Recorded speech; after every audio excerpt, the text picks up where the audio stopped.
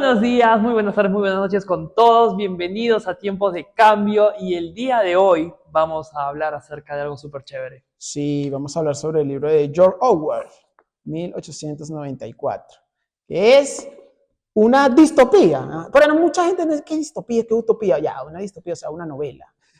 Algo que, claro, si tú lo lees, dices, no, una distopía es una novela, es algo no real, pero cuando te das cuenta de cómo va la situación, Claro, la ha pegado, algo así. sí, justo en 1984 Orwell habla utilizando este tipo, ¿no? Utilizando una distopía, que es lo opuesto a la utopía, o sea, el mundo ideal, pero al revés, ¿no? Sí. Entonces, vamos a hablar acerca de esta novela que es muy controversial, no controversial, sino es hasta profética. ¿Qué opinas Sí, tú? sí, no, creo que, claro que sí, porque es lo que dije anteriormente. Las distopías tenemos en cuenta como que es algo ficticio, pues algo, pero, y creo que lo hablamos la otra vez nosotros, estas distopías se convirtieron en la utopía, pues, o sea, realmente es como que ellos nos adelantaron el cuento, pues, Eh, de lo que está pasando. o sea, George Orwell, solamente para quien no lo sepa, George Orwell realmente él perteneció al Partido Comunista, solo que Sí, él fue pues traicionado por ellos, obviamente, casi asesinado, y obviamente le escapa de esta persecución que tuvo lugar en España. ¿Para qué? Justamente para refugiarse y empezar a escribir acerca claro. de ellos, o sea, del Partido Comunista y cómo trabajan y operan ellos, ¿no?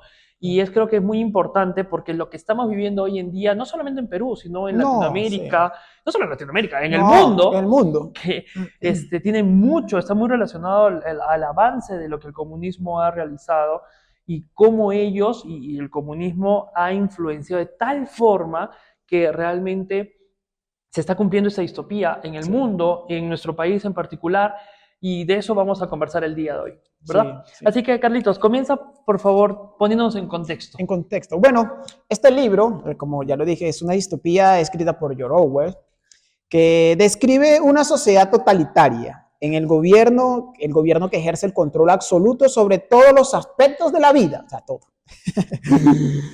Y la historia se desarrolla en Oceanía, un país en guerra perpetua con Eurasia y este Asia. O sea, ahí hay una guerra y es el contexto del libro y por eso, ¿por qué siempre saber el concepto del libro? O sea, el contexto, para entender lo que él narra y cita pues, en el libro. Ajá. En este contexto, en esta patria, por así decirlo, está situado nuestro protagonista, quien es básicamente Winston. Wisdom. Y Winston, quien es el protagonista, vive y te demuestra varias características. O sea, el autor habla acerca de las características que tenía Winston, físicas y también el entorno en el que vivía. Por ejemplo, Sí. para comenzar, Winston era una persona que era delgada, con un problema en la pierna, una enfermedad que Mm. no lograba controlarla, estamos hablando de la salud en particular. Después, una persona adicta al cigarro, o sea, él fumaba constantemente. Y no solo eso, sino que además de ello, él vivía en un pequeño cuarto, en una pequeña habitación, como todos los miembros del partido, cosa que es muy importante. Sí. Y bueno, no todos, obviamente los que trabajaban en el Estado. Y a pesar de que Winston tenía un rango importante, vivía en un cuarto que estaba constantemente vigilado, ¿verdad? Él menciona que había, bueno, traduciéndolo es como una cámara, ¿no? Pero él habla acerca de, le ponen nombres raros, George Orwell, pero él hablaba acerca de que había un pequeño espacio donde él solamente se ocultaba para poder leer o poder escribir un pequeño diario, ¿no? Pero es interesante cómo él narra que en todo tiempo estaban vigilados, ¿no? Y Sí. por eso es de que George Orwell en su portada Su inmediatamente ojito. coloca el ojo que todo lo ve, el ojo del Ajá. gran hermano, ¿no? Sí. ¿Y quién era este gran hermano que constantemente de bigotes y todo eso, que siempre estaba vigilando a Winston? Y no solo a Winston, sino a todos los miembros Partido. del partido, cosa que es importante, ¿ah? Ujú. No vigilaban tanto a la sociedad en general, a quienes consideraban Sí, cualquier cosa. cualquier cosa, sino que solamente observaban y vigilaban atentamente a quienes, a los miembros del partido. Ujú. Entonces, ¿qué sucede? que Winston en esta distopía donde él estaba harto de estar siendo observado por el gran hermano, quien era el promovió. ¿Quién era el gran hermano? ¿Hace quién referencia George Orwell? Es el Estado, ¿no? Y por eso es que Carlitos decía que vivimos, o sea, esta novela está basada en una distopía, en un mundo totalitario, ¿no? Sí. ¿Y por qué? Porque como decía Mussolini, todo dentro del Estado, Nada nada fuera fuera del del Estado. Estado. Y sí, y mire, y para rescatar algo de lo que estás diciendo con respecto al cuartito, donde te vigila, es increíble porque, claro, Orwell lo describe como un cuartito Sí. donde te tienen vigilado, pero ahora no es un cuartito, o sea, estamos perpetuamente vigilados. Y mira, y te voy a contar una historia de un amigo que Ujú. fue a Cuba, y claro, él fue a investigar y todo eso, fue a investigar a Cuba, y lo detuvieron, Mm, ¿ya? Entonces, él, no, déjenme hacer turismo, ¿qué tal? Él así, pues, como turista, pues, no podía decir que venía a investigar. claro. Y el policía, porque el policía que está a cargo del Estado, le dijo, ya, anda a hacer turismo, no te preocupes, que acá la mitad de los habitantes somos policías. Mm, ¿Ves? claro. Entonces ellos implementan, claro, Orwell, como te digo, un cuartito, pero ya el Estado cuando se apodera de una nación, ya tiene sus vigilantes en todos lados.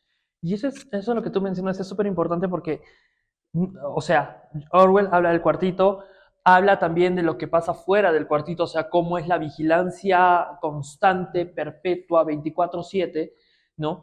Y lo preocupante es de que esto ya no es solamente, él habla acerca de, haciendo referencia a las cámaras, ¿no? Que te Claro, vigilaban, pero hoy en día ya estamos nosotros controlados, vigilados por todo lado. por todos O lados. sea, desde entidades nacionales, como por ejemplo la SUNAT, que a través de los ITF sabe cuánto dinero mueves, cuánto dinero Sí. ingresas, etcétera, etcétera, hasta entidades privadas, como por ejemplo, estamos hablando de Meta, estamos hablando a través de WhatsApp, ellos tienen absolutamente toda nuestra información. Todo eso. Es más, es tan interesante que se sabe de que a través de los celulares podemos ser escuchados, podemos ser Sí. vistos, etcétera, etcétera. O sea, vivimos actualmente en una constante vigilancia, Sí. ¿no? Y eso es un tema súper importante a tocar. Por ejemplo, en Europa, hace 2 años atrás aproximadamente, salió el tema de lo de Telegram. No sé si los lograste escuchar, No, no, Carlitos. no. Para ponerte en contexto, Telegram, los europeos empezaron a usar Telegram y empezaron a dejar WhatsApp. ¿Por qué? Porque sabían de que a través de WhatsApp estaban siendo vigilados y a diferencia de que en Latinoamérica, en Europa tienen leyes que cuidan la privacidad de las De las personas. personas. Aquí, pues obviamente no. Entonces, eh, sucede de que por eso ellos empezaron a dejar Telegram. Otra forma, eso es lo que te dije acerca del ITF y todo eso, es que, por ejemplo, en Alemania hay lugares donde solamente se paga con efectivo.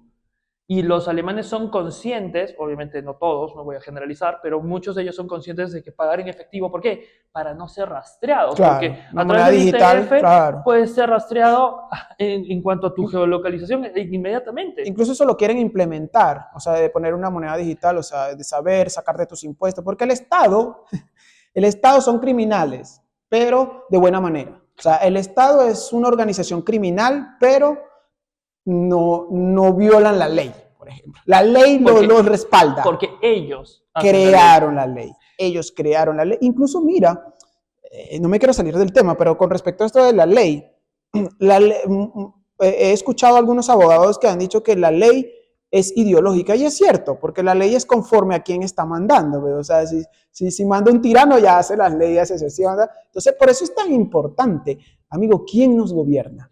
O sea, yo siempre voy a recalcar esto, es importante quién nos gobierna. O sea, a la hora de votar debemos estar informados, ¿para qué? Para que después no sea tarde, perdón, y o sea, o te tienes que ir de tu país, o te presa, te torturan, te hacen muchas Y cosas. de hecho, justamente de eso habla Orwell. Como, para seguir poniéndonos en contexto, ya hemos hablado acerca del autor, hemos hablado del mundo en el que está situado el autor, ahora vamos a hablar acerca de qué es lo que pasaba fuera de su cuartito. Lo que sucede es de que el Estado tenía 4 ministerios importantes y van a darse cuenta de cómo esto encaja perfectamente en lo que está pasando en muchos países. No solo aquí en Perú, ustedes van a escucharnos y van a darse cuenta. Por ejemplo, existía el Minipax. ¿Qué es el Minipax? El Ministerio de la Paz. Existía Mini-True, bueno, que está en inglés, que es el Ministerio de la Verdad. Después existía el Ministerio del Amor y luego existía el Ministerio de la Abundancia. Ahora, 4 ministerios se queda chiquito lo que realmente vivimos hoy en día. Claro. Pero bueno, para hacerlo sencillo, Orwell lo puso así. Miren de qué se encargaba, por ejemplo, el Ministerio de la Paz. El Ministerio de la Paz se encargaba de la guerra permanente. Porque la guerra es la paz y la paz es la guerra, como lo mencionaba en este libro. Luego, el Ministerio de la Verdad, quienes se encargaban básicamente de la propaganda y de la manipulación. Dice, textualmente, permítanme citarlo, el Ministerio de la Verdad, donde trabajaba Winston, se ocupaba de las noticias, los espectáculos, la educación y las bellas artes. Un Ministerio de la Cultura, tal vez, ¿no? Bueno, no sé. Claro. Que paran, ¿has visto a quienes el comunismo les da medallas? Sí. En estos días ha salido. Sí. Bueno, ahorita vamos a llegar a eso. También existía el Ministerio del Amor, quienes controlaban a la policía del pensamiento, la represión, la tortura y el adoctrinamiento. Según la cita textual, el Ministerio del Amor era el más temido, no tenía ventanas, y ese es un tema súper interesante, y más adelante te explica el por qué. No quiero decirles ahora porque quiero que vean el video más adelante, y también para que lean el libro, obviamente. Y en cuarto lugar existía el Ministerio de la Abundancia, y el Ministerio de la Abundancia era el que se encargaba de los asuntos, obviamente, económicos, ¿no? Lo gracioso es de que, para variar, este estado de abundancia era entre comillas, ¿no? Sí. Entonces, a lo que quiero llegar con esto, y creo que lo que Orwell nos muestra a través de la vida de Winston, es justamente cómo estos 4 ministerios ejercían un control sobre la sociedad entera. Sí. Obviamente, él, un partidario, o sea, alguien que hoy en día pertenecen al Partido Comunista, que existe el Partido Comunista, obviamente. Claro. Lo digo porque hay muchas personas que, y los van a escuchar, hay personas que dicen que el comunismo no existe. Esa es la nueva frasecita que tiene el comunismo, ¿no? Son como en la Biblia, no sé si viste, hay unas profecías, la profecía contra Amón, no sé si leíste. No. Amón, cuando tú ves el significado, es el oculto. Y luego escuchas la palabra Amón-Ra. Extraño. Bueno, ya eso es otra cosa. La cuestión es en que estos 4 ministerios ejercían esta influencia dominante, totalitaria sobre ellos. Y claro, la guerra permanente, o sea, te dan un contexto donde destruyen tu sociedad, como el terrorismo, por ejemplo, sí. Los grupos guerrilleros como el M-19 en Colombia, o como los grupos del narcotráfico como en México, etcétera, etcétera. Luego, el Ministerio de la Verdad, que modifican lo que dicen, ¿te acuerdas? Claro. Con por ejemplo, la República diciendo el túnel sí existe. Sí. Obviamente eso es un pequeño ejemplo. Obviamente la tergiversación de las noticias y de la información es clave. Hoy en día se sigue cumpliendo en Perú y en todo el mundo. El Ministerio del Amor, cómo manipulan el pensamiento a través de la educación, por ejemplo, y todo eso. Y finalmente el Ministerio de la Abundancia, que es promover la escasez, como bien lo dijo Hugo Chávez, como bien lo dijeron Petro, y etcétera, etcétera. ¿Qué opinas, Carlitos? Sí, no, lo interesante de estos amigos comunistas terribles y lo que nos explica Orwell acá es que tú ves los nombres y bonito. Porque, oye, Ministerio del Amor, oye, qué chévere, pues, ¿quién no va a querer amor? Ah, el Ministerio de la Abundancia, pero obvio, pues, ¿quién no va a querer abundancia? O el Ministerio de la Verdad, obvio, pues, ¿quién no va a querer la verdad? O sea, la cuestión está en que es su verdad, no la verdad absoluta, no, su verdad. Exacto. Y es tan increíble, y no sé si tú te has dado cuenta, y ustedes de pronto se han dado cuenta, que en muchos países existe el Ministerio de la Verdad. Y cuando narran su verdad, es contraria a lo que sucedió en la historia. Por lo menos acá hay un Ministerio de la Verdad, acá en el Perú. Que cuando te vas al Ministerio de la Verdad, creo que a ti te pasó una circunstancia donde fuiste a investigar algo en el Ministerio de la Verdad y te querían lavar el cerebro. Bueno, eso pasa. Y por eso es tan fundamental los comunistas tener esto del Ministerio de la Verdad. ¿Por qué? Porque para ellos tienen su verdad y quieren transmitir su verdad. O sea, que los malos son los buenos y que los buenos son los malos. Porque eso es realmente lo que ellos quieren transmitir. Y por eso Orwell acá explica todos estas palabras que suenan bonito. Yo te soy sincero, que ¿quién no le gusta la verdad? Pues a mí me gusta la verdad. pero no es la verdad absoluta, sino su verdad. Por La verdad ejemplo, de ellos, del partido, pues. y eso lo vemos aquí, por ejemplo, en Perú, no sé cómo será en otros países, pero por ejemplo, aquí en Perú, yo quien considero que es el Ministerio de la Verdad es el Ministerio de Educación, por ejemplo. Y permítame explicarte. El Ministerio de Educación, ¿qué nos enseña a nosotros acerca de la historia del Perú, por ejemplo? Nos dicen la tontería de que nosotros fuimos, en primer lugar, luchamos por nuestra independencia. ¿En serio? Perú no luchó por su independencia, al contrario, Perú luchó para evitar que nos independizarnos. ¿Por qué? Porque nosotros éramos un reino, Claro.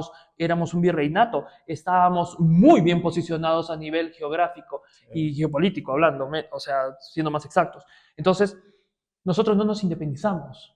Nosotros nos independizaron. Obligaron.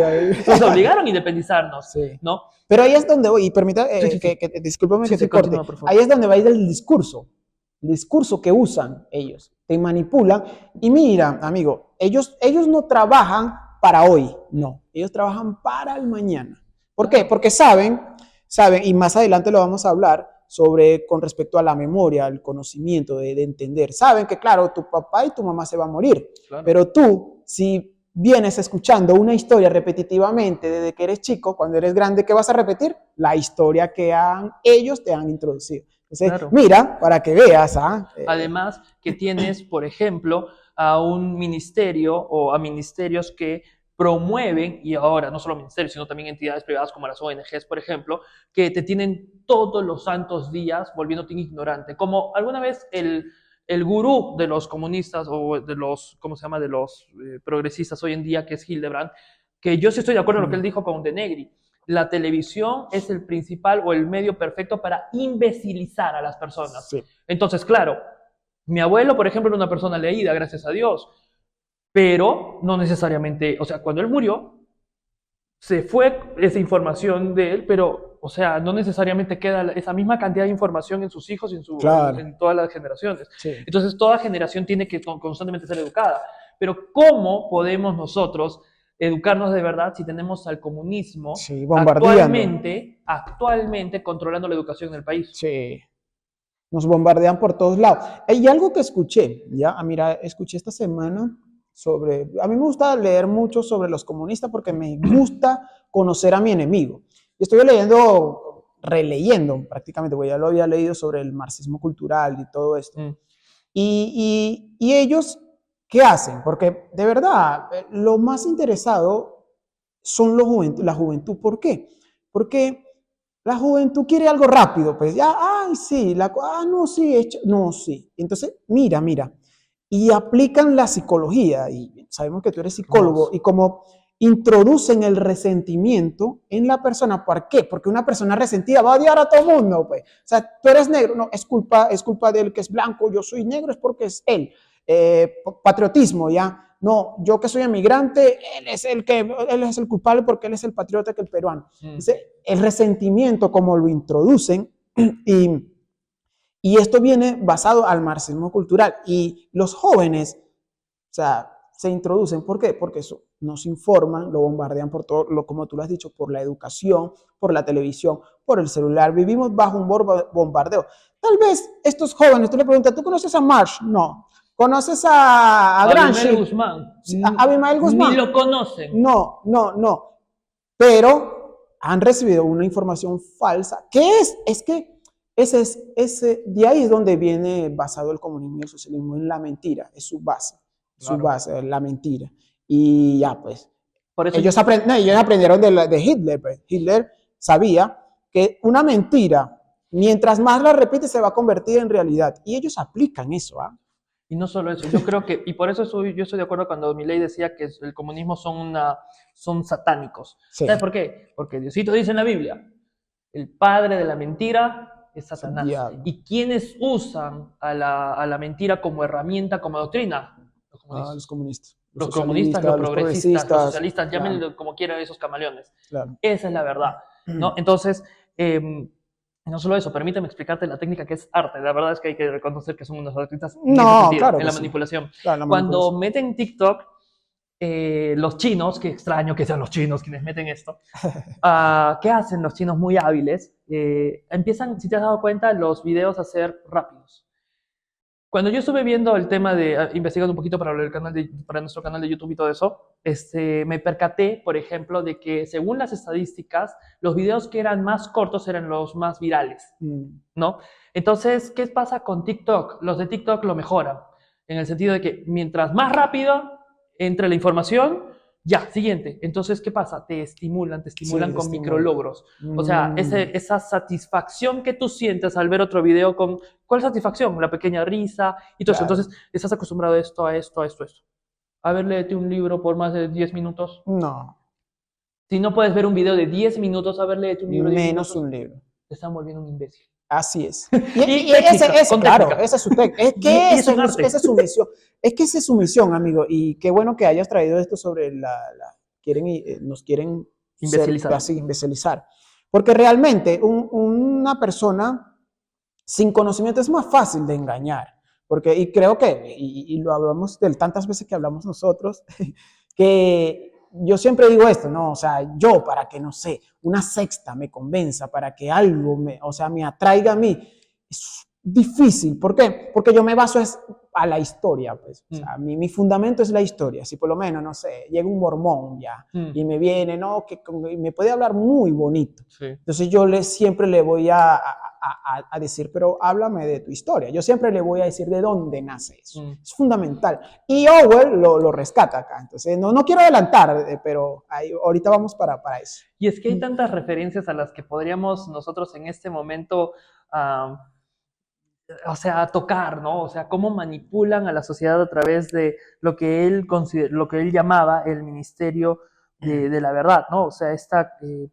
capacidad de modificar la historia, de modificar todo. De hecho, para quienes no han leído el libro, Winston, el trabajo del protagonista, era justamente como en un periódico, ¿no? Algo así, donde él recibía la información, él escribía en algo que ahorita vamos a mencionar que es súper importante, que es la neolengua, ¿no? Que esa lengua, esa forma donde ellos recibían una cosa modificada, o sea, toda alterada, tergiversada, y la emitían para que todo el mundo que leyera creyese eso.